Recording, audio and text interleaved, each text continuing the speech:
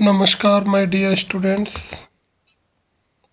Welcome back to Goenka maths study my lovely voice.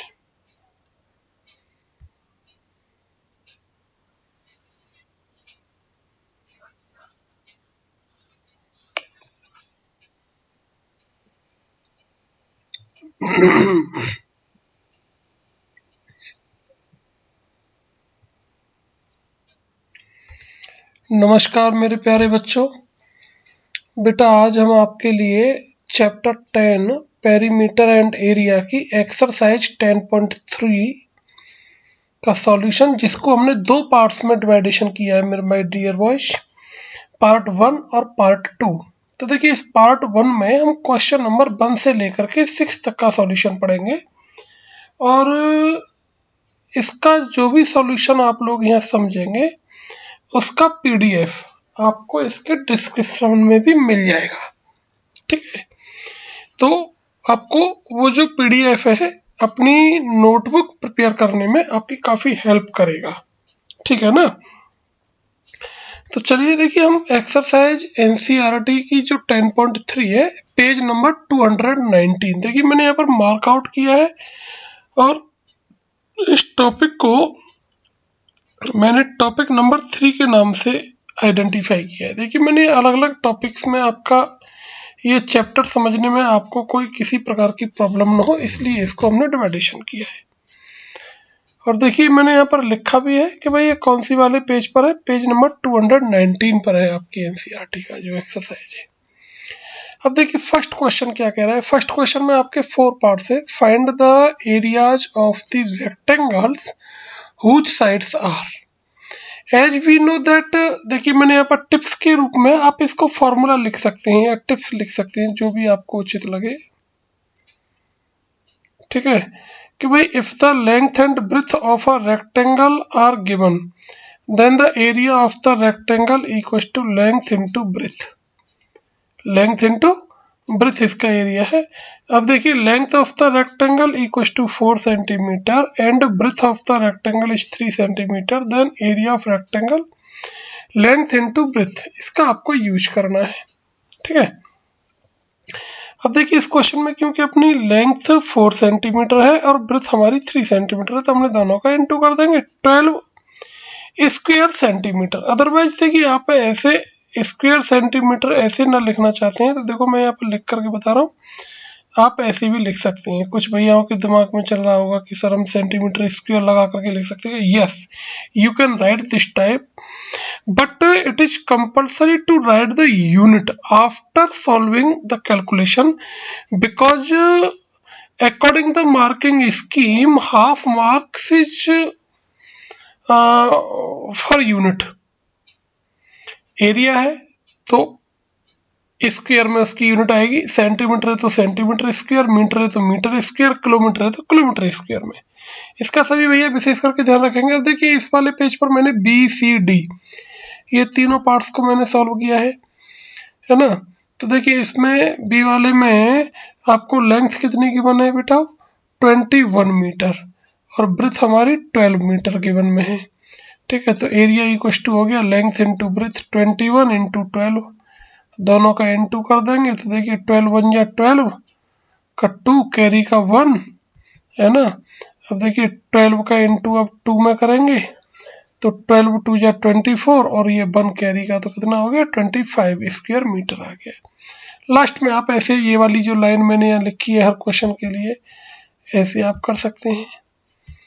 ठीक है, ऐसे ही देखिए आप इसका सी वाला पार्ट कर सकते हैं। एरिया मैंने यहाँ पर लिख दिया हूँ 6 स्क्वायर किलोमीटर आएगा, 6 किलोमीटर स्क्वायर आएगा।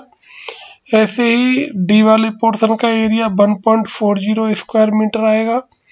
ठीक है, आंसर मैं लिख दिया हूँ, सॉल्व आप कर लीजिए और आंसर को भी आप मैच कर लीजिएगा। ठीक है बेटा। अब चलिए देखिए क्वेश्चन नंबर 2। क्वेश्चन नंबर 2 क्या है, पढ़ लीजिए। देखिए, ऊपर मैंने क्वेश्चन को लिखा है छोटे छोटे अक्षरों में, फिर उसको सॉल्व किया है मैंने बड़े लेटर्स में, कैपिटल में, है ना। Find the areas of the squares whose sides are 10 centimetre, 14 centimetre and 5 centimetre. ये हमारे इसके 3 पार्ट हैं इस क्वेश्चन के।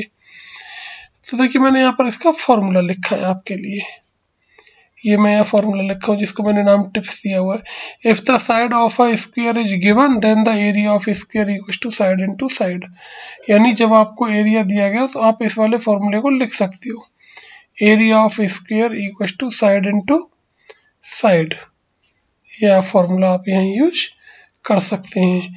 तो देखिए अब फर्स्ट वाले पार्ट में आपको साइड ऑफ द स्क्वायर, ये जो प्रोसेस है ना बेटा, ये करने की प्रोसेस है, ये स्टैंडर्ड प्रोसेस होती है सॉल्व करने की। कुछ बच्चे क्या करते हैं, डायरेक्ट 10 इंटू 10 लिखा 100 लिख दिया। अरे भाई आप 10 इंटू 10 का मल्टीप्लाई थोड़ी कर रहे हो भैया, आप ना मेंसुरेशन पढ़ रहे हो, आप पेरीमीटर ऑफ एरिया कर रहे हो, तो उसमें आपको ये पूरी सारी चीज़ें लिखनी पड़ेंगी कि 10 क्या है, फिर आपने फाइंड क्या किया है, ये सब चीज़ें तो आपको लिखनी पड़ेंगी ना बेटा। तो side of the square 10 centimetre, area of square side into side यानी 10 इंटू 10 तो 100 स्क्वायर मीटर। तो ये हो गया अपना, ठीक है ना। अब देखिए hence the area of the square is 100 square centimetre, इतना हो गया। अब देखिए नेक्स्ट क्वेश्चन इसका बी वाला part, side of the square 14 centimetre, तो area of square side into side तो 14 इंटू 14 196 स्क्वायर सेंटीमीटर हो गया। अब चलिए देखिए सी वाला portion, side of the square 5 centimetre, तो area of square side into side यानी 5 centimetre into 5 centimetre 25 centimetre square आ गया, ठीक है। चलिए अब देखिए क्वेश्चन नंबर 3 क्या है, the length and breadth of 3 rectangles are given below. ये नीचे दी हुई है 3 रेक्टेंगल्स हैं, इनकी लेंथ ब्रेथ दी हुई है। Which one has the largest area and which one has the smallest. तो आपको क्या करना पड़ेगा, ये जो तीनों रेक्टेंगल्स की मेजरमेंट्स दी हुई हैं, ये 1 2 और ये 3, तो इन तीनों के सबसे पहले आपको एरियाज फाइंड आउट करने हैं, फिर बता देना है भाई किसका लार्जेस्ट है किसका स्मॉलेस्ट है। तो देखिए 9 और 6 दिए हुए हैं, तो इसका एरिया आ गया हमारा 54 स्क्वायर मीटर, ठीक है। अब बी वाला पोर्शन, तो बी वाले पोर्शन का 51 स्क्वायर मीटर आ गया, ठीक। अब देखिए डी सी वाला पोर्शन, तो सी वाले का क्या आ रहा है 56।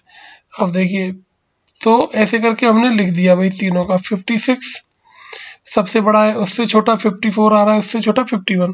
तो इसमें से जो लार्जेस्ट है वो किसका आ गया हमारा थर्ड वाले का, स्मॉलेस्ट किसका आ रहा है सेकंड वाले का, 51 स्मॉलेस्ट आ रहा है, बता देंगे, ठीक है।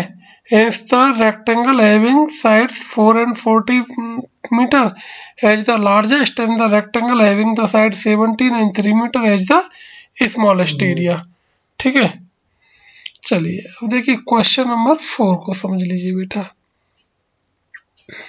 The area of a rectangular garden 50 metre long is 300 square metre, ठीक है।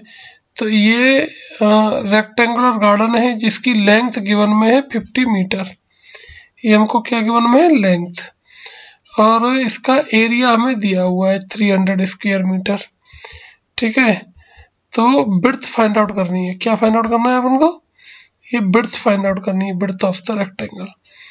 तो देखिए एरिया ऑफ रेक्टेंगुलर गार्डन यानी रेक्टेंगल का एरिया क्या होता है बेटा, length into breadth, length into, अब इसमें आपको एरिया दिया हुआ है 300 स्क्वायर मीटर, ठीक है। लेंथ दी हुई है हमको 50 मीटर, ये ऊपर इस टाइप से आप लिखना है, ब्रेथ हमें निकालनी है। तो 50 क्या कर रहा है इधर मल्टीप्लाई, तो सब्सटीट्यूट कर देंगे तो क्या कर देगा अपॉन में आकर के डिवाइड कर देगा, तो 300 अपॉन 50, तो ये हम इसमें डिवाइड कर देंगे, तो कितना आ गया हमारा 6 मीटर आ गया, कितना आया 6 मीटर। तो ब्रेड्थ ऑफ द गार्डन आ गई अपनी 6 मीटर, ठीक है। अब चलिए देखिए question number 5, what is the cost of tiling a rectangular plot of land 500 metre long and 200 metre wide. एक रेक्टेंगुलर प्लॉट है जिसकी लेंथ और ब्रेड्थ दी हुई है, लेंथ 500 मीटर और ब्रेड्थ इसकी 200 मीटर, और टाइलिंग का कॉस्ट पूछ रहा है। तो देखिए टाइलिंग की कॉस्ट का मतलब क्या है, जैसे आपके घर में बहुत से भैयाओं ने देखा होगा उनके यहाँ घरों में टाइल लगी होगी, तो अपने मम्मी पापा से पूछिएगा कि भाई जो मिस्त्री है, मिस्त्री ने टाइल लगवाने का रेट क्या लिया है, तो क्या करते हैं भाई 8 रुपया पर मीटर स्क्वायर, 10 रुपया पर मीटर स्क्वायर। अब यहाँ जैसे को रेट दे रखा है तो ये हमारा क्या रेट है, 8 रुपी पर 100। पर 100 का मतलब हो गया 8/100। देखिए 8 रुपी पर 100 का मतलब हो गया 8/100 मीटर स्क्वायर, इतने रुपया हो गए। यानी 100 मीटर स्क्वायर एरिया का जो चार्ज है वो 8 रुपया है। इसका मतलब ये है, पर का मतलब होता है अपॉन, 8/100। ठीक है, तो 8 पर मीन्स अपॉन और ये 100। तो सबसे पहले अपन को क्या करना है भैया, एरिया निकाल लेना है और उसमें जो रेट दिया हुआ है उसका हम इनटू कर देंगे। ये सीधा सा फंडा होता है। तो देखिए यही मैंने यहाँ पर किया है। Firstly find the area of the rectangular plot. सबसे पहले हमें क्या फाइंड आउट करना है, देखो मैंने ये लिखा भी है, जो मैं बोल रहा हूँ बेटा उसको मैं लिख भी रहा हूँ, जिससे कि आपको समझने में, लिखने में, नोटबुक में जैसे मैंने सॉल्यूशन यहाँ लिखा है उसी हिसाब से आपको भी अपना सॉल्यूशन लिखना है। तो firstly find the area of the rectangular plot, then to find the required cost. फिर कॉस्ट रिक्वायर्ड फाइंड आउट करने के लिए क्या करना है, मल्टीप्लाई द एरिया, एरिया में मल्टीप्लाई करना है by the rate of the tiling. और टाइलिंग की रेट क्या है, ये मैंने लिखा ना, भी यहाँ पर भी लिखा था, ये देखो सेम लिखा है, 8/100 है ना, क्योंकि रेट क्या दे रखा है, 8/100। पर का मतलब होता है अपॉन, 8/100। तो देखिए रेक्टेंगुलर प्लॉट की लेंथ गिवन में है 500, ब्रेड्थ गिवन में है 200, तो एरिया निकाल लिए 500 इंटू 200, तो 1 लाख स्क्वायर मीटर स्क्वायर आ गया। अब कॉस्ट ऑफ टाइलिंग क्या है, रुपया 8 पर मीटर स्क्वायर, तो 8/100। तो टोटल कॉस्ट के लिए क्या करेंगे भाई, एरिया इंटू रेट, तो ये आ गया हमारी। देखिए 2 जीरो कट जाएंगी, 1 2, तो इनसे ये अपनी 2 जीरो चली जाएंगी, 1 गया और 2 गया, तो 1000 आ गया। 8 का इंटू कर देंगे 1000 में, तो 8000 रुपीज आ जाएगा।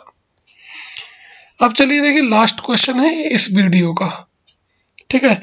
बाकी के जो क्वेश्चन है वो आपको नेक्स्ट वीडियो में मिलेंगे भैया, है ना। अब देखिए question number 6, a table top measures 2 metre by 1 metre 50 centimetre. इसका मतलब क्या है कि इस टेबल टॉप की जो लेंथ है वो 2 मीटर है और विड्थ इसकी 1 मीटर 50 सेंटीमीटर। इसका मतलब 1 मीटर 50 सेंटीमीटर। तो हमें क्या करना है, पहले इस 50 सेंटीमीटर को भी मीटर में कन्वर्ट करेंगे, जो पिछली वीडियोज में हमने जिस प्रकार से इनको कन्वर्ट किया है। तो what is its area in square metre, क्योंकि एरिया का हमें पूछ रहा है स्क्वायर मीटर में, तो ये जो सेंटीमीटर है इसके भी हमें मीटर में कन्वर्ट करना पड़ेगा। तो देखिए लेंथ तो ये होगी 2 मीटर। जब भी कोई चीज इस टाइप से लिखी हुई होती है 5 metre by 7 metre, 2 metre by 1 metre, तो इसका मतलब पहली वाली जो मेजरमेंट है वो लेंथ का काम करती है, बाद वाली मेजरमेंट ब्रेड्थ का काम करती है, ठीक है। सेम यूनिट देखिए लिखा हुआ है, लेंथ इंटू ब्रेड्थ कर देंगे। तो breadth of the table top 1 metre 50 centimetre, तो हमने क्या लिख लिया इसको, 1 मीटर प्लस 50 सेंटीमीटर। देखो अलग अलग लिखा है बेटा, आपको किसी प्रकार का कोई डाउट इसको समझ में न हो, हमने ये प्रयास किया है पूरा पूरा अपनी इस वीडियो में। अब as we know that 1 centimetre equal to 1/100 metre, तो हमने क्या किया भाई, ये जो सेंटीमीटर था इसकी जगह पर 1/100 मीटर कर दिए हैं। तो अब देखिए 50 से ये कट हो गया, 10 का डिवाइड करेंगे तो कितना आ गया, 0.50 मीटर आ गया। दोनों को प्लस कर लेंगे तो 1.50 मीटर ये आ गया। तो टेबल टॉप का area length into breadth 3 square metre, ठीक है बेटा।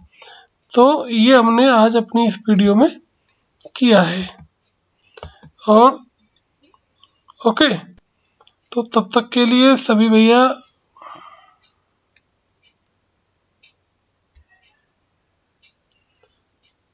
थैंक यू, सभी को नमस्कार